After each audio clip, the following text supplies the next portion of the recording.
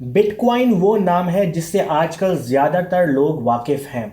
कुछ लोग इसे अच्छा समझते हैं और कुछ लोग इसे फ्रॉड समझते हैं और कुछ लोग इसे जायनिस्ट चाल समझते हैं। मुझे भरकर रिक्वेस्ट मिली कि मैं बिटकॉइन के टॉपिक को कवर करूं, सो हियर इट इज। आज के टॉपिक में हम ये जानेंगे कि बिटकॉइन क्या है, क्रिप्टो करेंसी काम कैसे करती है और इसका मकसद क्या है, क्या ये एक अच्छी चीज है या नहीं। This is Gaurav Rizvi and you are on my channel.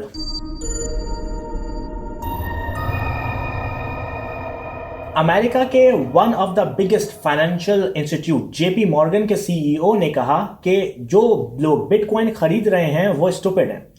Jordan Bellfort, जो 1990 के एक बहुत ही बड़े फाइनेंशियल स्कैम का हिस्सा रहे, ने कहा कि बिटकॉइन एक स्कैम है। पाकिस्तान में मीर मोहम्मद अली खान, जिनको मीर मार्क कहा जाता है, उन्होंने भी अपनी लाइव वीडियो में इस पर बहुत तनकीद के साथ साथ प्रेडिक्ट किया कि ये एक बबल की तरह है जो बहुत ही जल्द फटेगा।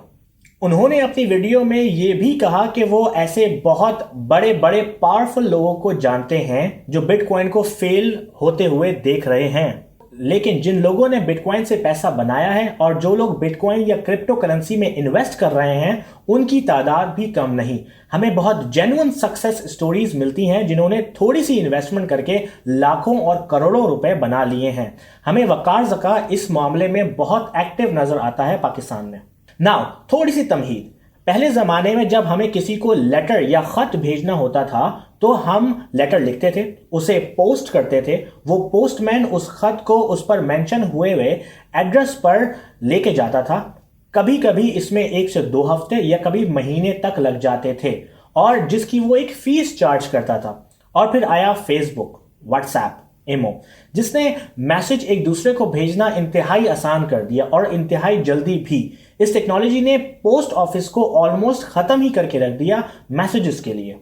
पहले जमाने में कराची में व्हाइट कैब बुक करने के लिए आप कॉल करते थे और वो व्हाइट कैब 30 मिनट या 1 घंटे में आती थी और फिर आप उसको इस्तेमाल कर पाते थे। और फिर आई उबर एंड करीम, उन्होंने वही काम पहले से ज्यादा आसान कर दिया, सेफ एंड एडवांस भी कर दिया, जिससे टैक्सीज कंपनीज बहुत मुतासिर हुई। एग्जैक्टली इसी तरह हमें एयरबीएनबी की मिसाल भी दिखती है, जिसने होटल इंडस्ट्री को हिट करना शुरू कर दिया है। लेकिन अगर मुझे आपको पैसे भेजने हैं तो मेरे पास बहुत ही लिमिटेड ऑप्शंस हैं। नंबर 1, मैं आपको चेक दे सकता हूं, लेकिन मुझे उसके लिए चेक साइन करना पड़ेगा, आपको वो फिजिकली भिजवाना पड़ेगा, फिर आप वो चेक लेकर बैंक जाएंगे और कैश करवाएंगे, जिसमें बहुत टाइम वेस्ट होगा। नंबर 2, मैं आपको ऑनलाइन ट्रांसफर कर सकता हूं, this is much better by the way, लेकिन अगर मैं यही रकम अमेरिका से पाकिस्तान भिजवा रहा हूं तो यही रकम ऑनलाइन ट्रांसफर करते हुए 2 से 4 दिन तक ले सकती है। नंबर 3, आप कहेंगे कि वेस्टर्न यूनियन भी एक अच्छा ऑप्शन है ना। फॉर दिस वन मुझे वेस्टर्न यूनियन जाना पड़ेगा, पैसे भिजवाने पड़ेंगे, वो 10 मिनट में या कुछ देर में आपके वेस्टर्न यूनियन तक पहुंचेंगे और आपको भी वेस्टर्न यूनियन जाकर उन्हें कलेक्ट करना पड़ेगा, जिसमें भरकर टाइम वेस्ट होता है और वेस्टर्न यूनियन इस पर एक्स्ट्रा फीस भी चार्ज करता है। इवन इन सब के लिए भी ये जरूरी है कि बैंक के वर्किंग आवर्स का ख्याल रखा जाए। संडे के दिन ट्रांजैक्शंस मंडे को होती हैं, विच इज नॉट गुड। या रात के 3 या 4 बजे आपको पैसे चाहिए तो आपको कल का वेट करना पड़ेगा। तो क्या कोई एक ऐसा तरीका है जिससे मैं अपने भाई या बहन या किसी भी शख्स को पैसे भेजूं जो उन्हें फौरन के फौरन ही मिल जाएं और बीच में कोई तीसरा शख्स मेरे पैसे ना काटे या उस पर फीस चार्ज ना करे?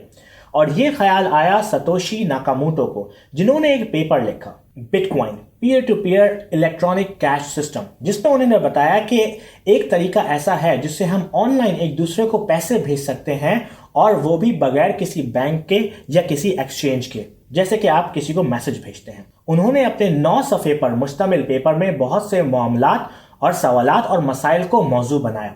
बिटकॉइन एक डिजिटल करेंसी है जो कि दूसरे शख्स को भेजी जा सकती है, कभी भी, कहीं भी, किसी भी जगह, और वो भी सिर्फ मिनट्स में।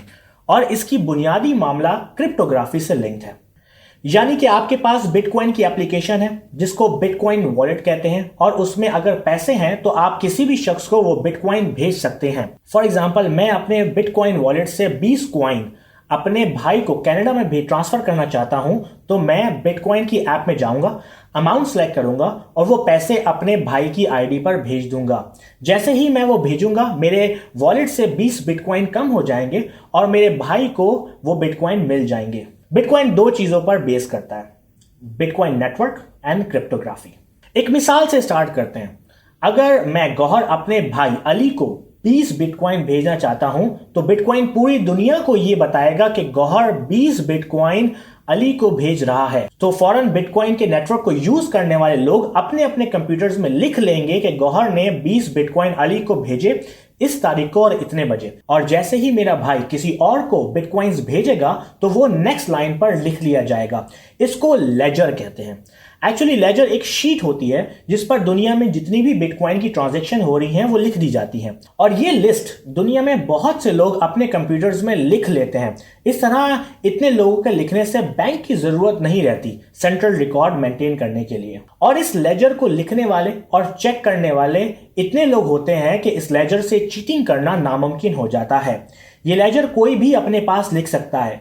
आप ये जिम्मेदारी लेना चाहते हैं तो आप ये लेजर मेंटेन करना शुरू कर सकते हैं। ये लेजर दुनिया में बहुत से लोग मेंटेन करते हैं। इसके लिए स्पेशल कंप्यूटर्स खरीदे जाते हैं। हर शख्स जिसके पास वो मशीन होती है वो बिटकॉइन की सारी ट्रांजैक्शंस की कॉपी रखना शुरू कर देता है। इससे क्या फायदा होता है? फॉर एग्जाम्पल 1 लाख लोग पूरी दुनिया की बिटकॉइंस की ट्रांजैक्शन की कॉपी मेंटेन कर रहे हैं। हर किसी को अच्छे से पता है कि कब कौन सी ट्रांजैक्शन हुई। अगर कोई इसमें चीटिंग करना चाहेगा तो उसको 1 लाख कंप्यूटर में से तकरीबन सभी को हैक करना पड़ेगा और सबकी फाइल्स को चेंज करना पड़ेगा, जो कि बहुत ही मुश्किल हो जाता है। और वक्त के साथ साथ जब ज्यादा से ज्यादा लोग लेजर मेंटेन करने लगते हैं तो ये काम तकरीबन नामुमकिन ही हो जाता है। इस एनिमेशन में ये बात थोड़ी और वाज़ेह हो जाती है कि एक ट्रांजैक्शन होती है तो ये कंप्यूटर 3 चीजें लिखकर एक ब्लॉक बना देता है।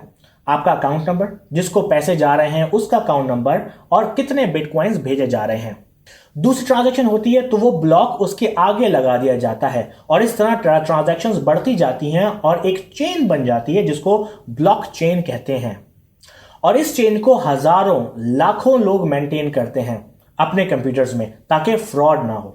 लेकिन ये सब कुछ होता है इंटरनेट से और इंटरनेट की स्पीड के बारे में तो हम सभी वाकिफ हैं।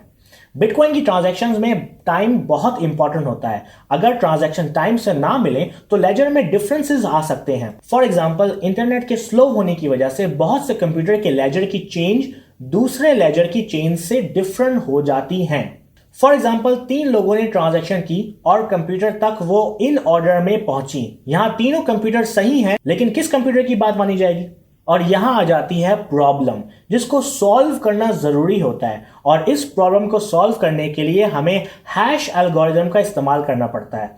बिटकॉइन में इस हैश एल्गोरिथम का नाम है SHA-256। जब भी इस तरह की डिस्क्रिपेंसीज आती हैं तो कंप्यूटर इसको सॉल्व करने के लिए लग जाता है और जो इस प्रॉब्लम को सॉल्व करके सही सीक्वेंस का पता लगा लेता है तो उसका ब्लॉक एक्सेप्ट कर लिया जाता है और वो चेन में ऐड कर दिया जाता है और दूसरे कंप्यूटर्स भी इसको अपने पास लिख लेते हैं और नेक्स्ट ब्लॉक को सॉल्व करने में लग जाते हैं। लेकिन इस तरह ब्लॉक सॉल्व करना फ्री नहीं होता, बल्कि बिटकॉइन इसके एवज आपको पे करता है बिटकॉइंस में। इसको बिटकॉइन माइनिंग कहते हैं और हर ब्लॉक को सॉल्व करने पर आपको बिटकॉइंस की सूरत में रिवॉर्ड किया जाता है, जिसकी वजह से ज्यादा लोग बिटकॉइन माइनिंग और लेजर मेंटेन करने में इंटरेस्टेड होते हैं। लेकिन सिर्फ यही नहीं माइनर्स को मिलता, बल्कि जब वो कोई भी ट्रांजैक्शन का लेजर बनाते हैं तो उन्हें बहुत ही स्मॉल चंक ऑफ बिटकॉइन भी दिया जाता है, जिससे उनकी मोटिवेशन हाई रहती है। बट बिटकॉइन जिंदगी भर माइन नहीं हो सकते। बिटकॉइन की एक लिमिट है, वो है 21 मिलियन बिटकॉइन। जब 21st मिलियंथ बिटकॉइन माइन हो जाएगा तो फिर वही 21 मिलियन बिटकॉइन दुनिया में रहेंगे और हमें उन्हीं को इस्तेमाल करना पड़ेगा एज करेंसी। लेकिन 21 मिलियन यानी 2 करोड़ 10 लाख कॉइन कम नहीं लगते आपको? हम तो अरबों और खरबों की ट्रांजैक्शन करते हैं दिन में। एक्चुअली फ्यूचर में अगर बिटकॉइन बाकी रहा तो हमारी नॉर्मल ट्रांजैक्शन पॉइंट्स में हो जाएंगी, यानी कि शायद एक शख्स की महीने की सैलरी 0.1 बिटकॉइन हो और वो उस बिटकॉइन से बहुत कुछ खरीद सकेगा। आज के दिन जिस दिन ये वीडियो बन रही है, एक बिटकॉइन की वैल्यू तकरीबन पाकिस्तानी 11 लाख रुपए है। यानी आज ही के दिन तकरीबन 0.1 बिटकॉइन की वैल्यू 1,10,000 पाकिस्तानी रुपए है, विच मीन्स कि अगर कोई आपको 0.1 बिटकॉइन पर मंथ पर एम्प्लॉय रखना चाहता है तो बहुत से लोगों के लिए it would be a good deal. और यही नहीं, अगर बिटकॉइन बाकी रहा और दुनिया ने इसको एक्सेप्ट कर लिया पूरी तरह तो नॉर्मल चीजें 0.0001 या 0.00002 या उससे भी कम प्राइस की मिलेंगी, और शायद हमें मिली बिटकॉइन या माइक्रो बिटकॉइन या नैनो बिटकॉइन की टर्म्स भी देखने को मिले। होप कि आपको ये वीडियो पसंद आई हो। बिटकॉइन एक बहुत ही मुश्किल टॉपिक है जिसको समझना अच्छा खासा मुश्किल हो सकता है। मैं आपको हाईली रिकमेंड करूंगा कि सतोशी नाकामोटो का ओरिजिनल पेपर जरूर पढ़ें जो कि बहुत ही सिंपल लैंग्वेज में लिखा हुआ है। Links in the description. मुझे जरूर बताएं कि आप इस वीडियो को देखने से पहले बिटकॉइन के बारे में क्या जानते थे और वीडियो देखने के बाद बिटकॉइन के बारे में अब आप क्या राय रखते हैं। इसके साथ साथ मुझे YouTube पर प्लीज जरूर सब्सक्राइब करें। वहां पर मैं स्पेशल एक वीकली Q&A करता हूं जहां पर आपके किए गए सवालात का डायरेक्ट जवाब देता हूं।